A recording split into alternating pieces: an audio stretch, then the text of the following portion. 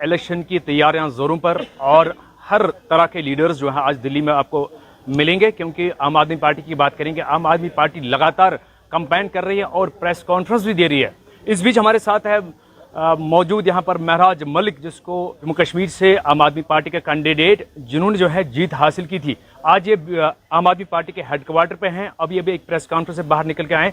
महराज साहब, सबसे पहले हम जानना चाहेंगे, अभी आप दिल्ली में एज ए इस कैंपेन में आए हैं, तो जिस तरह से आम आदमी पार्टी लगातार 10 साल तक इन्होंने हुकूमत करी है, तो आप भी इसमें आज शामिल हो रहे हैं, क्या विचार है आपके? देखिए, अच्छा है, देश के राजनीति में बदलाव बड़ा पैमाने पर आना चाहिए और दिल्ली उसका एक हब है। और हमने यहाँ पे दिल्ली के अंदर जो राजनीति देखी है उसकी देश को ज़रूरत है और उसी के लिए हम देख रहे हैं। जैसे आम आदमी पार्टी पिछले 10 साल से यहाँ पे काम कर रही है और बाकी पॉलिटिकल पार्टीज़ अलग अलग देश के अलग अलग राज्यों के अंदर हैं, उनका भी काम बोलेगा। और हमारा दिल्ली की राजधानी, दिल्ली तो राजधानी है, यहाँ पर भी हमारा काम बोलता है। उसकी तर्ज पर हम चुनाव लड़ रहे हैं।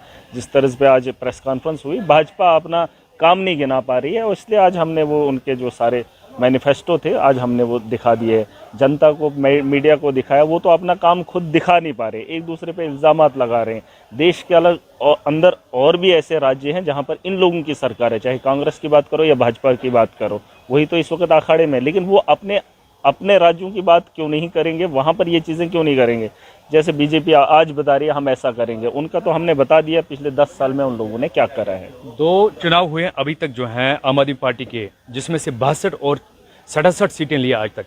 तो अभी आपकी क्या उम्मीद है कि इस बार दिल्ली में जो है कितनी सीटें क्या? देखिए, मैं तो चाहूँगा अगर काम की राजनीति होगी, धर्म को छोड़ के काम पे बात होगी, इस देश की बेहतरी की बात होगी, तो मैं तो ज़्यादा की उम्मीद करूँगा। 67 अगर एक बार हुए हैं तो यकीनन 70 भी हो सकती हैं। ये दिल्ली के आवाम पे डिपेंड करता है कि दिल्ली की आवाम क्या चाहती है। और मैं दिल्ली की आवाम को बताना चाहूँगा, ये दिल्ली का वो इलाका है जहाँ के लिए पूरे देश की नज़रें रहती है। ये खाली दिल्ली के एक आम आदमी की बात नहीं हो रही है, दिल्ली के चुनाव पे नज़रें पूरे देश की है। और जिस तर्ज पे दिल्ली चलेगा उसी तर्ज पे देश की राजनीति भी चलेगी। कहीं ना कहीं लोग नाराज़ भी दिख रहे हैं क्योंकि सड़कों की हालत ख़राब है, किसी इलाके में बिजली नहीं है, किसी इलाके में और कुछ परेशानियां हैं। गरीब लोग जो हैं, एक तरफ से तो आप पानी, बिजली और सब चीज़ें सुविधा दे रही है, लेकिन दूसरी तरफ से ये चीज़ें जो सामने आ रही है। देखिए, कुछ जगहों पे हो सकता है, लेकिन मैं जिस जम्मू कश्मीर से आता हूँ उस जम्मू कश्मीर के अंदर सबसे ज़्यादा बिजली की पैदावार होती है। वहाँ पर हम आज भी जूझ रहे हैं। लेकिन जब मैं 2014 में दिल्ली में आया था तो बिजली की कटौती यहाँ पर भी थी,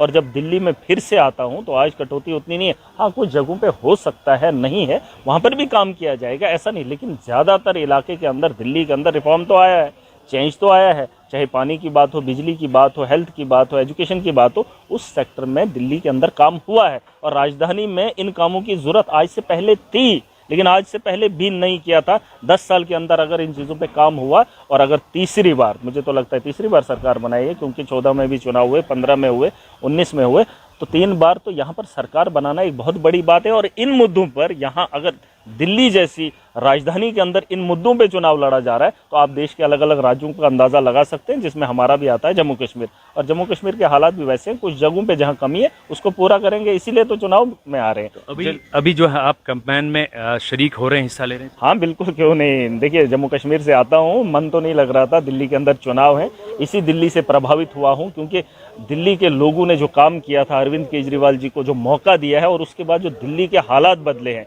वही तो हम चाहते हैं। अगर आज जम्मू कश्मीर से मैं चुन कर आया हूं, मैं भी चाहता हूं कि वहां पर भी स्कूल बेहतर बने। और जब तक ना हमारे देश के अंदर इन चीज़ों में क्रांति आएगी, इन चीज़ों में बदलाव आएगा, हमारा देश आगे नहीं बढ़ेगा। इनके तो झूठे वादे हैं, धर्म को बेचकर राजनीति करेंगे, और ये खुद को धर्म में आते ही नहीं, ये धर्म को मानते ही नहीं है, लेकिन मुफ्त में इनको बिक रहा है। हम तो फिर भी बिजली की बात करते हैं, हम एजुकेशन की बात करते हैं, ये तो धर्म की बात करते हैं। ये आसानी से न धर्म वहाँ पर भी ले ही रहे हैं, जहां पर ये कुछ भी धर्म की बात करते हैं ना, वहां पे भी आवाम से वसूली कर रहे हैं। हम तो आवाम को दे रहे हैं, ये तो कभी दिए ही नहीं है, बस लेने का काम कर रहे हैं और धर्म के नाम पर धंधा चला रहे हैं। इस धंधे को रोका है दिल्ली की आवाम ने, और मुझे पूरी उम्मीद है 2025 में एक ऐसा इतिहास जड़ेगी जो आज तक देश के लोगों ने अभी देखा नहीं होगा, और ये इतिहास पूरे मुल्क के लिए बेहतरी की और हमें लग रहा है कि कांटे का मुकाबला होगा कई सारी सीटों पे, जैसे कि केजरीवाल की जो सीट है जहां पर वो खुद लड़ रहे हैं, कांग्रेस के जो, देखिए, कांग्रेस की बात नहीं है, देखिए, कांग्रेस की बात नहीं है, इनके अलग अलग राज्यों, मैंने आपको पहले ही कहा,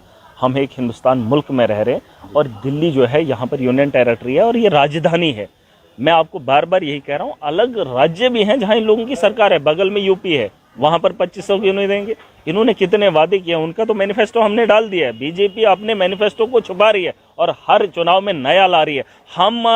हमारा जब आंदोलन हुआ था तब भी वही बात थी, जब सरकार में आए तब भी वही बात थी, और आज जब चुनाव में खड़े हैं आज भी वही काम गिना रहे हैं। ये रोज रोज बदली क्यों करते हैं? और पुराने वादे जो पूरे नहीं हुए हैं तो नए मैनिफेस्टो को लाने की क्या जरूरत है? इनका पुराना मैनिफेस्टो हमने छाप दिया है और वो जनता भी देखेगी, आप लोग भी देखोगे। हमारा अगर नया मैनिफेस्टो है मतलब हमारी गारंटी है। इनका नया मैनिफेस्टो कुछ भी होगा उससे पहले ही अपना पहला वाला मैनिफेस्टो दिखाए। हमने कहा था स्कूल बेहतर किए, कर दिए।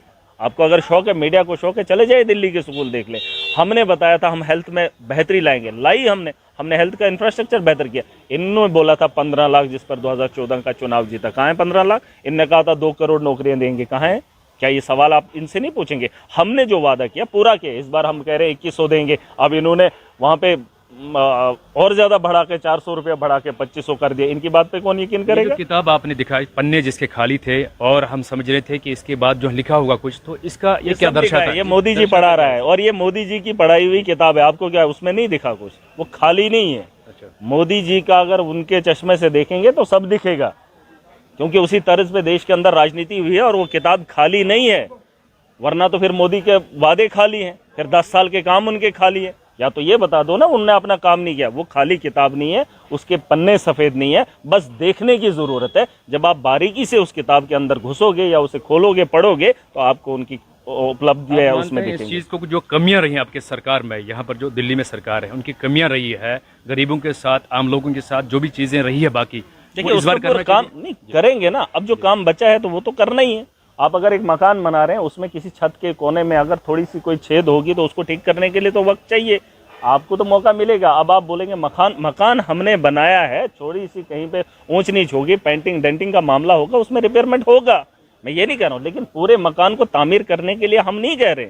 हमने मकान तामीर किया, पिछले 10 साल में हमने काम किया है। जो छोटी छोटी चीजें हैं उस पर काम करेंगे। ऐसा नहीं है अगर आपने मकान बना लिया, 4 दीवारी करना बाकी होगा या नीचे फर्श जो बिछाना बाकी होगा, कहीं पे बेड की जरूरत, मकान में छोटी छोटी चीजें हैं उनको हम सॉर्ट आउट करेंगे, उसके लिए काम करेंगे। मैसेज रहेगा, दिल्ली की आवाम पे भरोसा है, एक उम्मीद है। यहाँ पर एक पढ़ा लिखा तबका है, देश के अलग अलग जगहों से लोग यहाँ पर बैठे हैं। इन्होंने 2015 में करके दिखाया, 19 में करके दिखाया, और दिल्ली के हालात बदलते हुए हमें जज्बा मिला, हमें मौका मिला। अब देश की राजनीति बदलनी चाहिए।